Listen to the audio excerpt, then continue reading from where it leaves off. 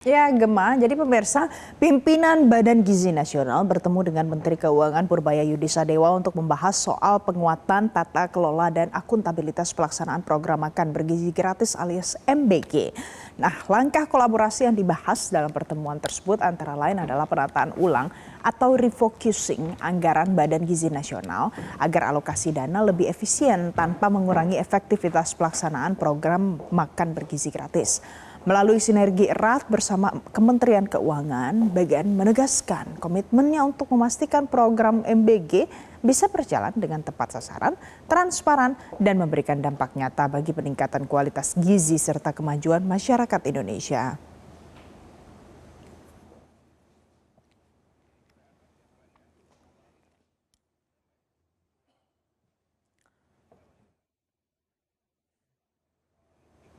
Namun pemirsa, di balik maksud dan tujuan mulia tadi ada temuan mengejutkan yang muncul dari Kabupaten Cilacap. Jadi sekitar 100 titik satuan pelayanan pemenuhan gizi alias SPPG yang tercatat dalam program makan bergizi gratis dipersoalkan setelah dilakukan pengecekan di lapangan. Ternyata sejumlah lokasi yang terdaftar itu bahkan tidak menunjukkan keberadaan dapur MBG sebagaimana mestinya. Kita lihat pemirsa. Jadi ini adalah beberapa data yang sudah kami kumpulkan untuk Anda pagi hari ini. Hasil verifikasi lapangan memunculkan pertanyaan terhadap jumlahnya banyak. Ada sekitar 100 titik SPPG yang ada di Kabupaten Cilacap.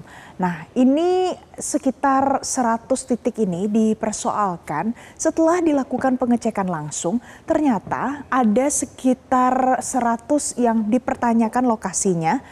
Entah itu dia ada di tempat yang tidak wajar, tidak layak, atau ada di kawasan pemakaman, macam-macam pemirsa. Dan ini datang dari kurang lebih sekitar 300 titik yang tercatat yang ada di Kabupaten Cilacap. Nah, ini menjadi sorotan karena ini berkaitan dengan MBG. Selanjutnya kita lihat, jadi dari sejumlah titik yang kemudian dipersoalkan, tidak ditemukan bangunan pada 100 titik tersebut. Tidak semua, tapi beberapanya tidak ada bangunan sama sekali. Kemudian tidak terlihat ada aktivitas kegiatan persiapan makan bergizi gratis di sana. Tidak ada kegiatan operasional dan lokasinya tidak lazim. Yang pertama, satu ada di hutan. Kemudian ada juga yang ditemukan lokasinya titik di Google Maps yang ada di sawah. Kemudian ada juga yang ditemukan di area pemakaman. Jadi inilah mengapa ia disebut di titik-titik yang tidak lazim untuk diselenggarakan kegiatan SPPG di sana. Selanjutnya, di slide selanjutnya kita lihat jadi ini adalah penjelasan versi pemerintah Kabupaten Cilacap. Mengaku kalau ada dugaan titik fiktif dalam pendataan SPPG yang ada di Cilacap. Ada isu jual beli titik yang perlu dibenahi, ini juga diakui. Dan pendaftaran titik SPPG sementara saat ini sudah ditutup untuk sementara waktu. Kemudian titik bermasalah nanti akan diverifikasi dan dibersihkan dari data. Ini adalah penjelasan yang disampaikan oleh Pemkab Cilacap pasca kasus 100 titik fiktif ini dipermasalahkan oleh publik. Sementara itu pemirsa, di slide selanjutnya Badan Gizi Nasional Wilayah Jawa Tengah juga menjelaskan kalau titik-titik tersebut sudah memiliki ID SPPG dalam sistem pendataan. Alias ini sudah tercatat, sudah mendapatkan form administrasi yang lengkap, punya nomor identitas dalam sistem pendataan yang ada, namun keberadaan ID belum otomatis menunjukkan dapur itu sudah beroperasi penuh.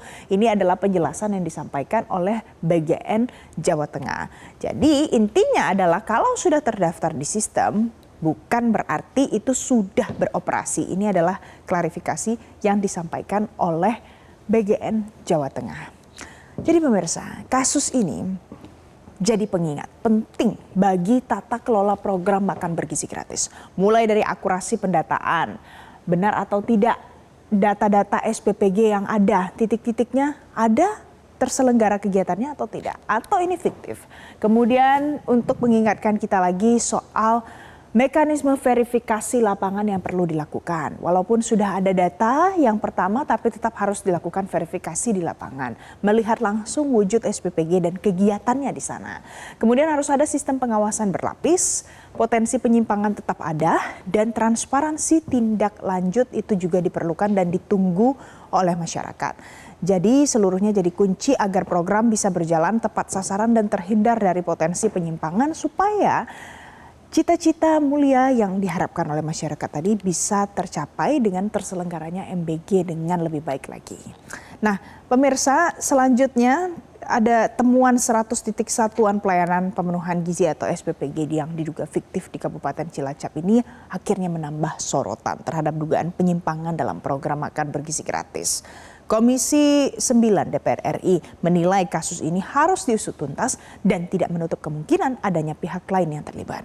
Menanggapi hal ini, Wakil Ketua Komisi 9 DPR RI Charles Honoris menyatakan kalau operasi dalam skala besar seperti ini sulit dilakukan hanya oleh 3 tersangka yang saat ini sudah ditetapkan oleh Kejaksaan Agung.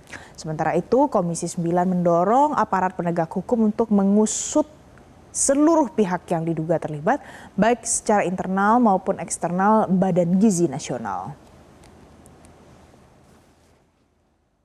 Sangat mungkin ada tersangka-tersangka baru baik dari luar maupun dari dalam BGN, ya seperti yang contoh tadi terkait dengan ratusan SPPG fiktif, ya virtual akun fiktif, ya artinya kan virtual akun ini setiap hari dibayarkan 6 juta, tetapi tidak ada dapurnya, tidak ada SPPG-nya. Kan tidak mungkin hanya 3 pimpinan BGN saja yang mengorkestrasi dan menjalankan ini, pasti melibatkan banyak pegawai lain, ya. Ini asumsi saya, ya. Sehingga saya berharap pihak penegak hukum bisa memanggil mereka, memanggil pihak-pihak yang kemungkinan terlibat dan juga melakukan penegakan hukum terhadap pihak-pihak. Jelajahi cara baru mendapatkan informasi. Download Metro TV Extend sekarang.